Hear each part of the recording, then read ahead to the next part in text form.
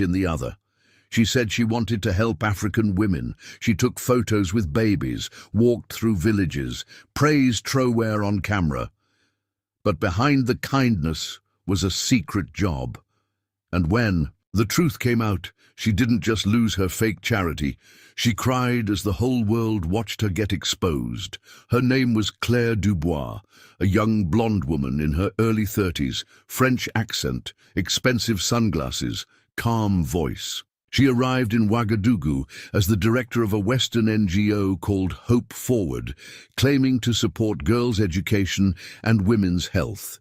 She gave interviews on state TV, praising President Ibrahim Traore for giving African youth the courage to dream. She visited schools, took selfies with market women, donated boxes of books and solar lamps. "It's not about politics," she said. "It's about people." But she wasn't here for just people.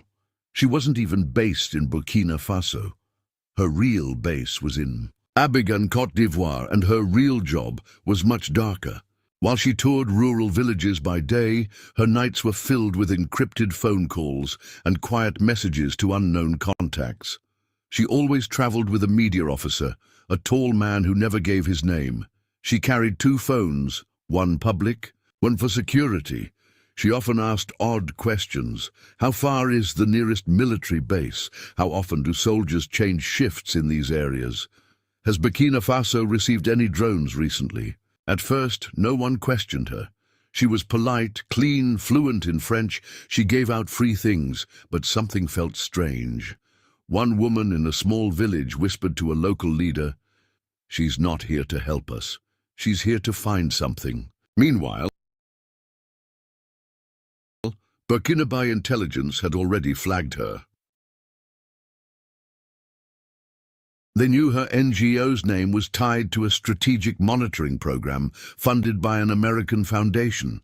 They knew her emails were being routed through a French IP address with code names like Phase Orange and Tax Zone. Still, President Traore said, "Let her work. The more she believes she's winning, the clearer her mission will become." So she kept smiling, she kept giving speeches, and she had no idea that her biggest donation was about to be her own downfall. By her 3rd week in Burkina Faso, Claire Dubois was everywhere.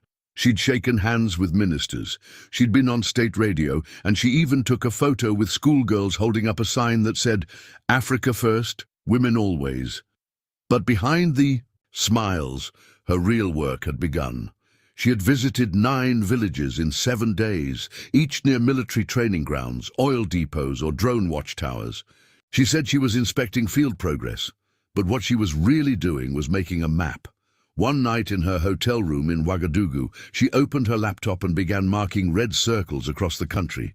She named the file BF Field Access V2. The circles weren't schools. They were military routes, border patrol bases, and drone delivery lines. That same night, she attached the map to an encrypted email addressed to a contact saved under the name Melvin. The server wasn't in France.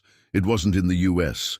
It was traced to a NATO-linked office in Abidjan, Côte d'Ivoire. She hit send. She smiled. She thought no one had seen. But what she didn't know was that her laptop had already been mirrored. Everything she typed was being read in real time by Burkinabe intelligence. The moment she hit send, President Ibrahim Traore received a copy of the email on his encrypted line. He looked at the map, he studied the code names. Then he picked up the phone and said, "Let her keep going. She just confirmed everything we suspected." The next morning, Claire held a press breakfast with foreign journalists. She wore white. She called Burkina Faso a rising hope in the region. But when a local reporter asked her why her NGO was only working in military-heavy zones, she laughed nervously and said, "Pure coincidence. We just go where help is needed."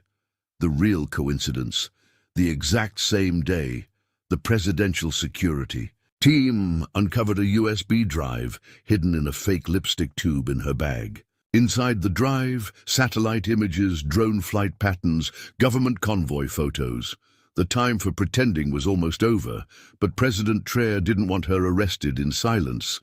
He wanted the world to see it, so he sent her a polite invitation. "You are invited to speak at the National Conference on African Sovereignty as a guest of honor."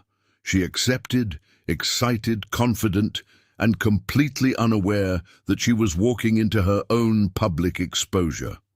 The event was grand.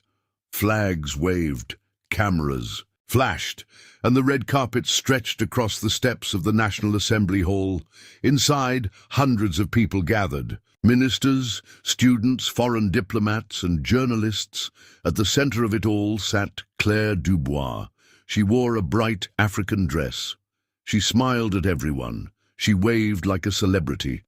A banner above the stage read, "African Sovereignty. A voice, our future." Claire had been asked to speak on the final panel, a closing session called How Foreign Partnerships Empower Africa. She prepared her speech carefully. Partnership, she wrote, is built on love, truth, and trust. But as she rehearsed backstage, she had no idea that the president she had praised so many times was about to turn her praise into her downfall. President Ibrahim Traore arrived without fanfare. No speech, no announcement. He simply walked in during the middle of a panel, sat quietly, and watched her from the third row. She noticed him. She smiled again. And then, when her name was called, she stepped onto the stage with full confidence. "Burkina Faso is a shining light," she began. "I have walked its villages, spoken to its women, seen its hope." The audience clapped politely. She continued, "We, the global community, are not here to control. We are here to serve. We are your friends." And then President Traore stood up.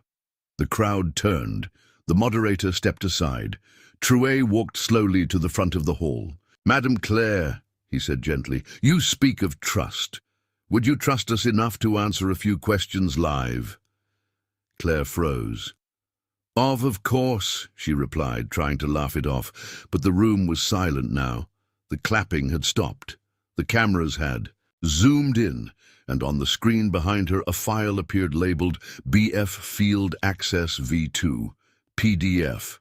She turned. Her eyes widened. It was her map, and this conference was no longer a celebration. It was the beginning of a reckoning. The screen behind Claire glowed with red circles, marked locations, and coded names. She blinked. She swallowed hard. The smile disappeared. The file on display wasn't some random image. It was the exact classified military access map she had sent 2 nights earlier from her hotel room to an encrypted server in Abidjan, Côte d'Ivoire. President Ibrahim Traore stood calmly in front of her. "Claire," he said softly, "do you recognize this?" She hesitated. I'm not sure where this came from." He didn't interrupt. Instead, another document appeared behind her. An email. The sender, Claire Dubois, hopeforward.org. The subject, Phase Orange, tracking comm vehicles, civilian-friendly zones. The body, BF West, routes exposed, minimal resistance from volunteers. Use school visits for visual confirmation. Mission continues. Her own words. Gasps filled the room. Even the foreign diplomats leaned forward in disbelief. A local journalist stood up from the back row and shouted she was spying on the army, using women and children to hide her mission. Claire's hands began to shake. "This isn't what it looks like," she said quickly. "I was only sending data for fundraising." "Fundraising?" Traore asked quietly. He turned to the audience. "We cloned her devices, every file, every message. We traced her instructions from Abidjan to a NATO-linked office titled Cultural Research Desk. She said she came to help our women, but she came to weaken our defense. And worse, she did it while holding our children's hands." Claire started crying. Tears ran down her cheeks as the truth hit her. Not just the evidence, but the eyes of hundreds of people watching her crumble on stage. One woman in the audience stood up and shouted, "You used us. You lied to us."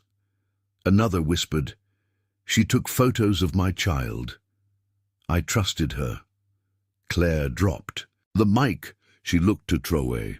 Please, can we talk in private? Not like this. But he didn't answer.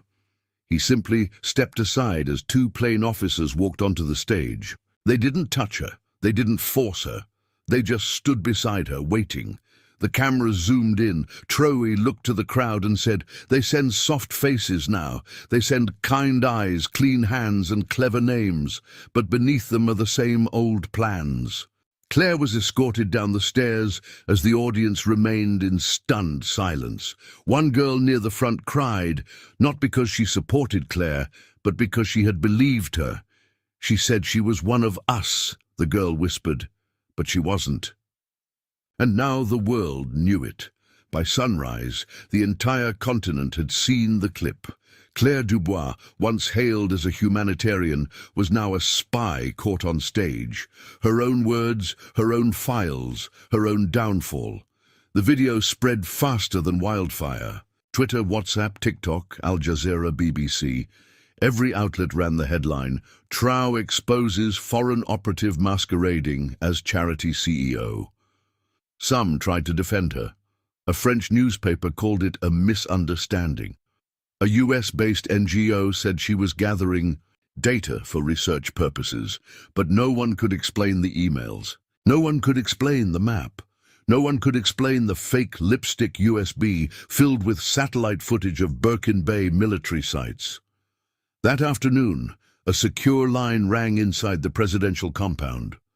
President Ibrahim Traore answered it himself. On the other end, Alassane Ouattara, President of Côte d'Ivoire. "Excellency," Ouattara said, "I ask that we treat this matter with diplomacy. This woman holds crossbar ties. Let us handle it quietly." Traore didn't raise his voice. He didn't.